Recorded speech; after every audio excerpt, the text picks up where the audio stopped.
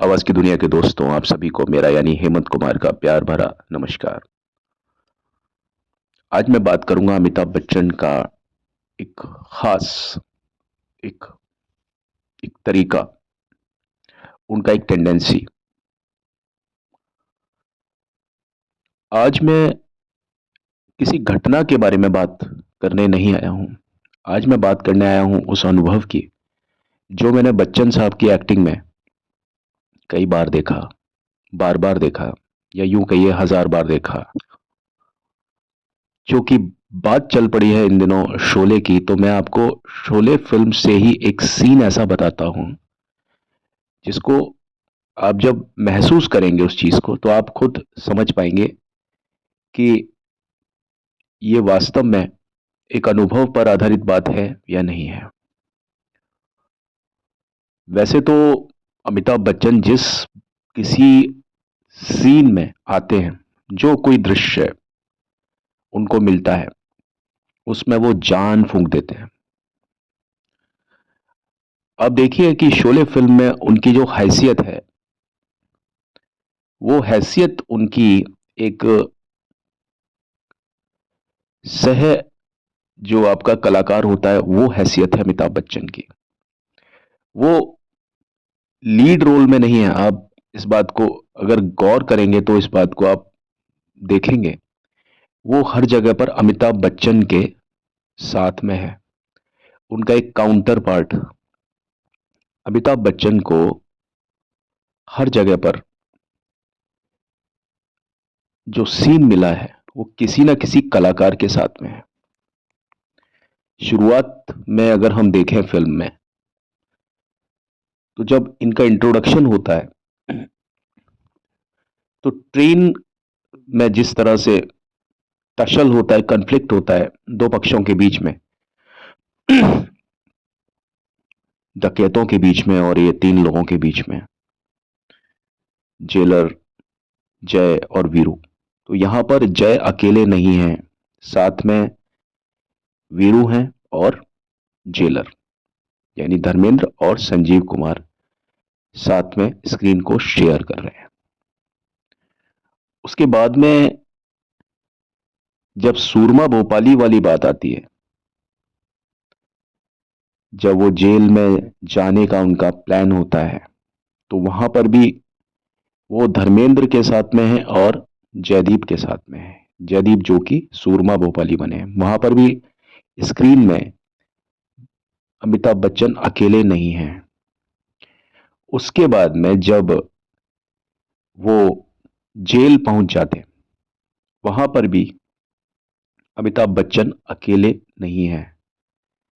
Jail का परिदृश्य है, साथ में धर्मेंद्र हैं, और जब वो जेलर से उनका एक आमना सामना होता है, वो एक कॉमेडी का एक पूरा सीन क्रिएट होता है वहां पर। उस जगह पर भी अमिताभ बच्चन अकेले नहीं हैं। मैं आपको क्या चीज बताने की कोशिश कर रहा हूं, वो ये है कि अमिताभ बच्चन को सोलो सीन नहीं दिया गया, एकल दृश्य नहीं दिया गया। उनको एक सहयोगी के तौर पर इस फिल्म में लिया गया है। अब देखिए, हर सीन में आपको यह बात महसूस होगी। और जब वो किसी भी कलाकार से बात कर रहे होते हैं, तो वो टॉक वन टू वन नहीं होता है। जहां पर एक से दूसरे इंसान का बातचीत हो रही है, ऐसे सीन उनको बहुत कम मिले हैं। जैसे मसलन जो इसका फिल्म का मुहूर्त शॉट था, जहां पर अमिताभ बच्चन चाबी देते हैं वापस जया बच्चन को, वो मुहूर्त शॉट था। वो एक एकल सीन था, लेकिन वो सीन कब आया और कब चला गया, वो सीन जरा भी ठहरा नहीं। और अमिताभ बच्चन जो हैं, वो इस फिल्म में सिर्फ रिस्पॉन्स देने के लिए आए हैं, सिर्फ जवाब देने के लिए। किसी ने सवाल किया, उसका जवाब अमिताभ बच्चन दे रहे हैं। अपनी तरफ से अमिताभ ने कोई भी क्वेश्चन मतलब पूछा नहीं। यानी अमिताभ को जो रोल मिला ना, वो सिर्फ जवाब देने वाले रोल ही मिले। जेलर से जब उसकी बात होती है तो वो जेलर से बोलता है कि हम भी तो रोज खतरों से खेलते हैं, और फिर इन दोनों कामों में ही बहादुरी की जरूरत होती है। आपने देखा होगा कि यहां पर भी वो सिर्फ जेलर की बातों का ही जवाब दे रहे हैं। जब उनसे बातचीत होती है मौसी की, जब वो वीरू का रिश्ता लेकर के मौसी के पास जाते हैं उन्हें मनाने के लिए कि भाई वीरू की शादी बसंती के साथ हो जाए, वहां पर भी आपने देखा होगा कि वो मौसी की बातों का सिर्फ जवाब दे रहे होते हैं। यानी वो सिर्फ चीजों को रिस्पॉन्ड कर रहे होते हैं। वो जहां पर भी जाते हैं वहां सिर्फ वो रिस्पॉन्ड करते हैं, लोगों का जवाब दे रहे होते हैं। जब वीरू टंकी पे चढ़ जाते हैं तो बसंती परेशान होकर के जय के पास यानी अमिताभ बच्चन साहब के पास आती है, और वो पूछती है कि देखो तुम्हारा दोस्त वहां कहाँ चढ़ गया और तुम यहां बैठे हो। तो वहां पर भी अमिताभ बच्चन सिर्फ इस सवाल का जवाब देते हैं। कहने का मतलब, अमिताभ बच्चन सिर्फ रिस्पॉन्स कर रहे हैं। उनकी भूमिका इस फिल्म में पैसिव है। और मैं आपको एक सबूत बताता हूं कि अमिताभ बच्चन को जो सीन दिया गया, उनके लिए एक भी गाना नहीं रखा इस फिल्म में। सोच करके ताज्जुब होता है कि इस फिल्म में उनके लिए चाहते तो एक ड्रीम सीक्वेंस एक ऐसी पैदा कर सकते थे, एक फैंटेसी ऐसा क्रिएट कर सकते थे, जैसा डेविड धवन की फिल्मों में अक्सर आप देखते हैं। हालांकि वो डेविड धवन का समय नहीं था, वो बहुत पुरानी बात हो चुकी है, लेकिन एक ऐसा फैंटेसी रख सकते थे, लेकिन उन्होंने नहीं रखा इस चीज को। तो आप समझिए कि अमिताभ बच्चन साहब इस फिल्म में थोड़ा सा, उनका कैरेक्टर साइड लाइन कैरेक्टर था। वो सिर्फ एक धर्मेंद्र के साथ खड़े हुए लग रहे हैं, कई बार वो भीड़ का एक हिस्सा लग रहे हैं, और अधिकांश तौर पर वो सिर्फ लोगों की बातों का हर चीज में जवाब देते हुए नजर आ रहे हैं। वो कोई सवाल नहीं कर रहे हैं। वो हर जगह पर, जहां जहां पर भी, जिस जिस पात्र के साथ में भी उनके सीन्स को बनाया गया अलग अलग जगह पर, वहां पर वो लोगों की बातों का, जो उनसे सवाल किए जा रहे हैं, उसका वो जवाब दे रहे हैं बस। तो उनको एक रिस्पॉन्ड करने के लिए उनको इस फिल्म में रखा है, या धर्मेंद्र को सपोर्ट करने के लिए रखा है। धर्मेंद्र लीडिंग स्टार है उसमें, हेमा मालिनी लीडिंग है। अब आप देखिए, जया बच्चन जो उनके अपोजिट है, जिनके साथ में उनकी शादी होने वाली थी इस फिल्म में, अब वो कलाकार भी बिल्कुल खामोश रखा है, क्योंकि उसकी सिचुएशन ऐसी है। एक विधवा से हम उम्मीद नहीं कर सकते कि वो ज्यादा बोले। क्यों बोलेगी वो ज्यादा? उसकी जिंदगी खामोश हो चुकी है। तो आप देखिए कि इन दोनों कैरेक्टर्स को, जो कि एक दूसरे के ऑपोजिट थे, अमिताभ बच्चन और जया बच्चन, जो उस समय जया भादुड़ी थी पहले और बाद में जया बच्चन बन गई थी, तो यहां पर आप देखिए कि ये जो कलाकार हैं दोनों, इनको बहुत खामोश रखा गया और ये कॉन्ट्रास्ट क्रिएट किया गया। मैं आपको अमिताभ बच्चन का एक बात बताता हूं कि जहां पर गुंजाइशें नहीं होती हैं, जहां पर संभावनाएं नहीं होती हैं, वहां पर अमिताभ बच्चन खुद संभावनाओं को किस प्रकार से पैदा करते हैं। अमिताभ बच्चन चाहते तो इस जगह पर वो जिद कर सकते थे कि भाई मेरे रोल को थोड़ा सा आप कवरेज दो, लेकिन उन्होंने ऐसा नहीं किया। उनको जो स्पेस इस फिल्म में मिली, उन्होंने उस फिल्म का बेहतर तरीके से यूटिलाइजेशन किया। आपने तेंदुलकर को देखा है, सचिन तेंदुलकर की बात कर रहा हूं मैं। उनको रन चुराना होता था तो वो रन चुरा लेते थे। स्ट्रिक्ट कंडीशंस में भी रन चुराना अगर कोई सीखे तो सचिन तेंदुलकर से सीखे। तो ये वो लोग, महारथी लोग होते हैं, जो कि जहां सिचुएशन नहीं बन रही है ना, वहां से भी सीन क्रिएट कर लें और उस सीन को और उस समय को अपने लिए अमर बना दें। और वही चीज अमिताभ बच्चन ने की। और ऐसा नहीं था कि ये पहली बार हुआ था अमिताभ बच्चन के साथ में। अमिताभ बच्चन को जो फिल्में मिली थी, जो फिल्म, जैसे मैं आपको बताता हूँ उसकी फिल्म, आप देखिए रोटी कपड़ा और मकान, मनोज कुमार साहब की फिल्म। उसमें धर्मेंद्र, मतलब सॉरी, उसमें अमिताभ बच्चन के हाथ नहीं है, हाथ कट जाते हैं। एक फिल्म थी अमिताभ बच्चन की, रेशमा और शेरा, उसमें उनको गूंगा बना दिया। यानी जो इंसान आवाज के लिए जाना जाता है उसको वही चीज से महरूम रखा। मैं ये नहीं कहता कि किसी ने ऐसा जान के किया या नहीं किया, लेकिन कोई अमिताभ बच्चन के ऊपर इतना बड़ा रिस्क लेना नहीं चाहता था। जहां तक बात शोले की है, शोले फिल्म जब बन रही थी उस समय तक दीवार और जंजीर ये रिलीज नहीं हो पाई थी, इसलिए ये रिस्क लिया भी नहीं जा सकता था कि अमिताभ बच्चन के लिए कोई सोलो स्क्रीन का सीन लिया जाए। इसलिए अमिताभ बच्चन के साथ में जो भी कोई सीन क्रिएट हुआ वो दूसरे कलाकारों के साथ में ही था। अमिताभ को सिंगल स्क्रीन या सोलो सीन नहीं मिला था। एक सीन जो मिला था जिसमें जया बच्चन लालटेन को बुझाती हैं ऊपर, और नीचे उनके सामने जय माउथ ऑर्गन को बजाते हैं। लेकिन जो ऐसे सीन थे वो सारे खामोशी वाले सीन थे। जब अमिताभ बच्चन को गोली लग जाती है, गोली उनको छू करके निकल जाती है, तो जया बच्चन जब भागते हुए आती हैं तो वहां पर भी उनका सिर्फ एक बिना बोले जो एक संवाद अदायगी होती है, वहां पर ये चीज खूब तरीके से, एक बढ़िया तरीके से वो सीन क्रिएट हुआ दोनों कैरेक्टर्स के बीच में, अमिताभ बच्चन और जया बच्चन। तो यहां पर अमिताभ बच्चन जिस जिस सीन में, सोलो सीन में नजर आए, वहां पर उनके पास में डायलॉग नहीं थे। वहां पर उन्होंने शारीरिक भाव भंगिमाओं के साथ में, बॉडी मूवमेंट्स के साथ में, नेक मूवमेंट के साथ में, आई मूवमेंट के साथ में, फेस एक्सप्रेशन के साथ में काम किया। और जहां पर वो सभी के साथ में थे, जहां पर उनके साथ में मान लीजिए सिंगल स्क्रीन का यूज किया, या मतलब कुछ लोगों के साथ में बोला, जहां भी उसकी, उसको मतलब अमिताभ बच्चन साहब को डायलॉग डिलीवरी जहां भी आप उनकी देखते हैं, वहां पर वो किसी ना किसी कैरेक्टर का जवाब दे रहे होते हैं। कोई उनसे सवाल कर रहा है और अमिताभ बच्चन जवाब दे रहे हैं, जैसा कि मैंने आपको बताया। अब वो चाहे जेलर हो, जेलर ने कुछ पूछा तो अमिताभ ने उनकी बात का जवाब दिया। वीरू ने जब कुछ पूछा तो उन्होंने उसकी बात का जवाब दिया। जब मौसी ने कुछ पूछा तो उनके कैरेक्टर ने, यानी जय ने, मौसी की बात का जवाब दिया।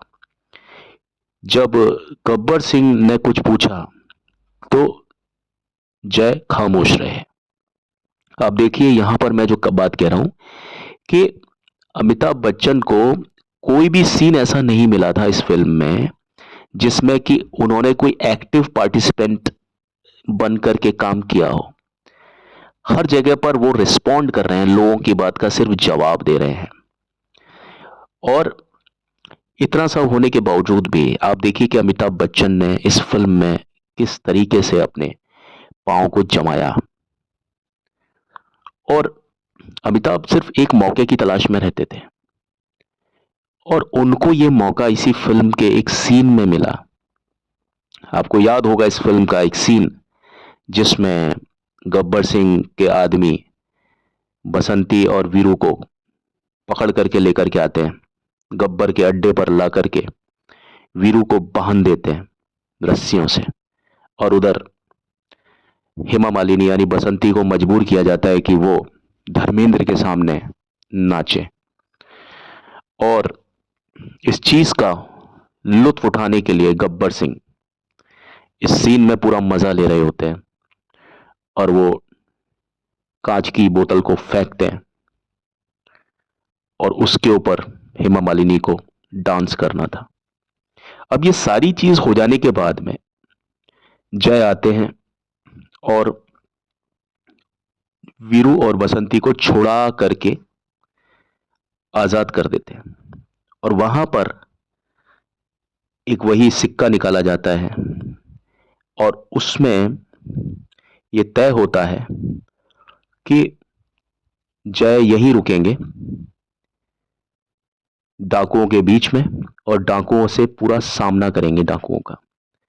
और वीरू उतनी देर में बसंती को गांव छोड़ करके वापस यहां आएंगे और अपने दोस्त जय की मदद करेंगे डाकुओं से लड़ने में।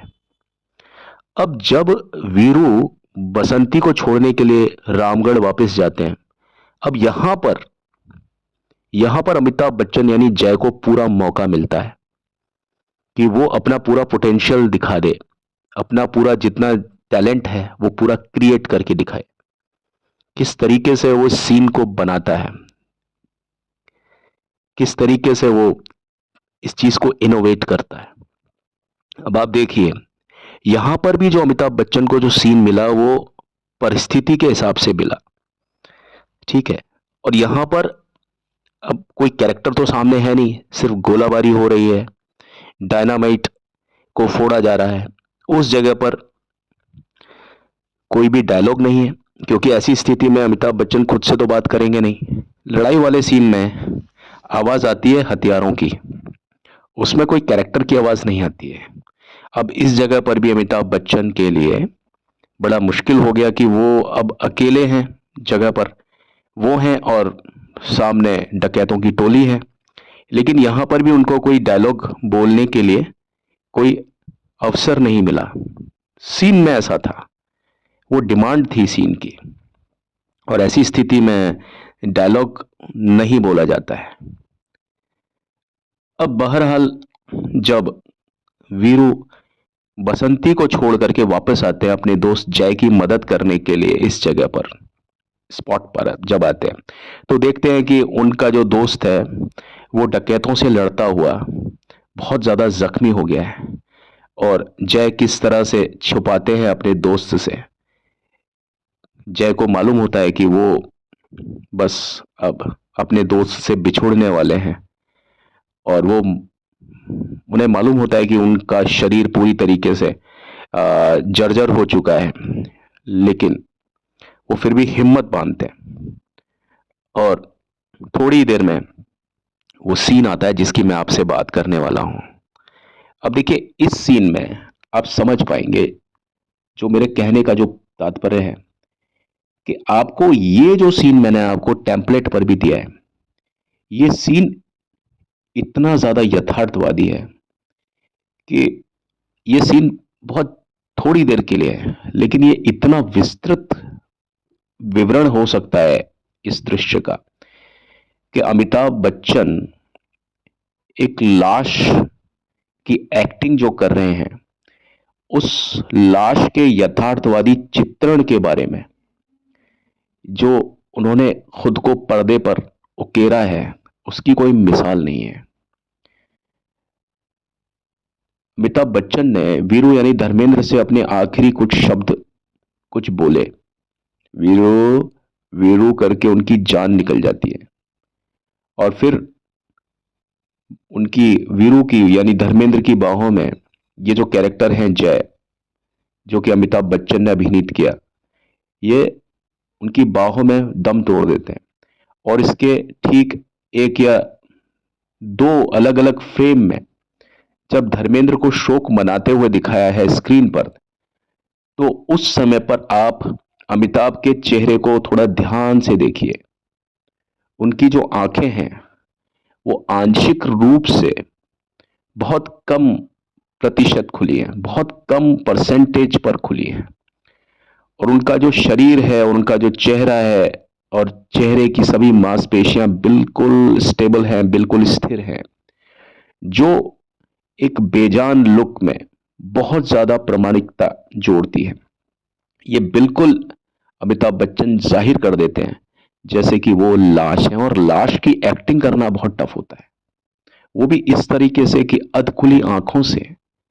मेरा मतलब है कि ये जो सीन है ये बहुत ज्यादा दिमाग को हिला देने वाला सीन है। आप इसको ध्यान से देखिए।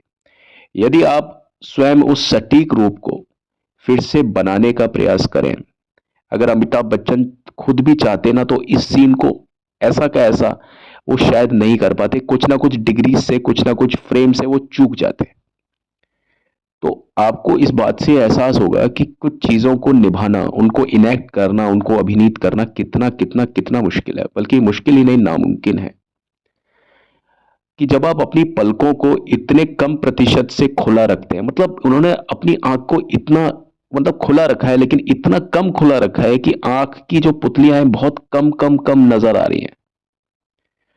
और वो एकदम स्टेबल हैं, बिल्कुल स्थिर एक पोस्चर है। और ये स्थिरता, चेहरे पर जो मृत भाव है, जहां पर बिल्कुल कहीं कोई हलचल नहीं है चेहरे पर। चेहरे पर आप देखो कि थोड़ा सा रेत लगा है, खून लगा है सूखा सा, आंख में थोड़ा कीचड़ का सा स्वभाव है, चेहरे पर बैठी हुई मक्खी है। तो मृत दृष्टि को व्यक्त करने के लिए अमिताभ बच्चन अपनी आंखें जो बंद करके जो लेटे हुए हैं, वो पूरी तरीके से खुली दृष्टि रखने के आसान विकल्पों को चुन सकते थे। अमिताभ बच्चन अगर चाहते ना, तो इस सीन में अपनी आंखें पूरी तरीके से बंद कर सकते थे। क्योंकि और कोई कैरेक्टर, जैसे मैंने देखा है कि कई फिल्मों में या तो कैरेक्टर पूरी तरीके से आंख को खोल करके मर जाता है, किसी का जब मौत का कोई सीन आता है तो कलाकार ज्यादातर क्या करते हैं, या तो आंखें पूरी बंद करके मर जाते हैं या आंखें पूरी खुली छोड़ करके मर जाते हैं। लेकिन अमिताभ बच्चन ने ना तो आंखों को पूरी तरीके से खुला छोड़ा है, ना पूरी तरीके से बंद किया है, बल्कि उन्होंने आंखों को इतना अधकुला छोड़ा है, इतना अधकुला छोड़ा है कि वो बहुत कम खुली हुई आंखें हैं। और अंदर जो पुतलियां हैं बिल्कुल ठहरी हुई हैं। चेहरा है वो बिल्कुल शून्य है, कहीं कोई हलचल नहीं है। उस पर चेहरे पर मक्खी बैठी हुई है, चेहरे पर मिट्टी लगी हुई है और बाल बिखरे हुए हैं, है ना? तो आप ये बताइए, क्या ये चीज, मतलब आप कल्पना कर सकते हैं कि ये चीज जो है, इसको अगर हम कहें तो इसको बोलते हैं साइको टेक्निक। इसको साइको टेक्निक कैसे कहते हैं, मतलब मैं कहता हूं कि ये साइको टेक्निक से बहुत ऊंचा काम है। साइको टेक्निक में तो पात्र सिर्फ खुद को भूल जाता है कि भाई उसका वास्तविक नाम क्या है। अमिताभ बच्चन ने नो डाउट इसको बहुत एक अपर लेवल पर काम किया है। इसको कोई टेक्निक का नाम नहीं दे सकते। ये वो चीज है कि जो अमिताभ ने खुद ने क्रिएट की है। साइको टेक्निक, जैसा कि मैं आपको बता रहा हूं कि साइको टेक्निक में जब कोई स्टार एक्टिंग करता है या कोई भी कलाकार एक्टिंग करता है, तो वो अपना वास्तविक नाम शायद भूल जाता है। कि अमिताभ बच्चन को ये याद नहीं होना चाहिए कि भाई मैं अमिताभ बच्चन हूं। हालांकि शॉट ओके हो जाए, उसके बाद में भी अमिताभ को यही लगना चाहिए कि मैं अमिताभ नहीं हूं, मैं तो जय हूं और मैं मर गया हूं। इसको बोलते हैं साइको टेक्निक। उस सीन में इतना ज्यादा खो जाते हैं, आदमी साइकोलॉजिकली उससे इतना भयंकर तरीके से जुड़ जाता है कि उसको यह लगता है कि भाई ये सच है, सब कुछ सच है। लेकिन अमिताभ ने जो किया वो उसके भी 2 कदम या 200 कदम आगे की बात थी। उन्होंने जो एक लेवल सेट किया इसमें, मेरे ख्याल में ऐसा लेवल पहले कभी भी सेट नहीं हुआ था। शाहरुख खान ने कोशिश की बाजीगर में इस चीज को करने की, लेकिन आप कंपैरिजन कीजिए कि अमिताभ बच्चन का जो ये सीन है कि आंखों को बहुत हल्का हल्का खुला रखना और आंखों की पुतलियों में कोई हलचल नहीं है, आंखों की जो पलकें हैं, उनके बाल हैं पलकों के ऊपर, उस पर कोई हलचल नहीं है। चेहरे पर मक्खी बैठी है, चेहरे पर कोई शिकन नहीं है। चेहरे का जो होठ है, मुंह है, बिल्कुल शांत, बिल्कुल जैसा एक मरा हुआ आदमी होता है ना। मांसपेशियों में कोई भी किसी भी तरह की कोई हलचल नहीं है, कोई खिंचाव नहीं है। तो आज मैं आपको ये एक सीन बताने वाला था कि एक्टिंग जो होती है ना, वो किसी भी कैरेक्टर में बहुत ज्यादा घुस करके, बहुत ज्यादा उस चीज को एक गहनता के साथ में जब ग्रहण किया जाता है, मेरे ख्याल में उसको कहते हैं एक्टिंग। और इस चीज में अमिताभ बच्चन का कोई जवाब नहीं है।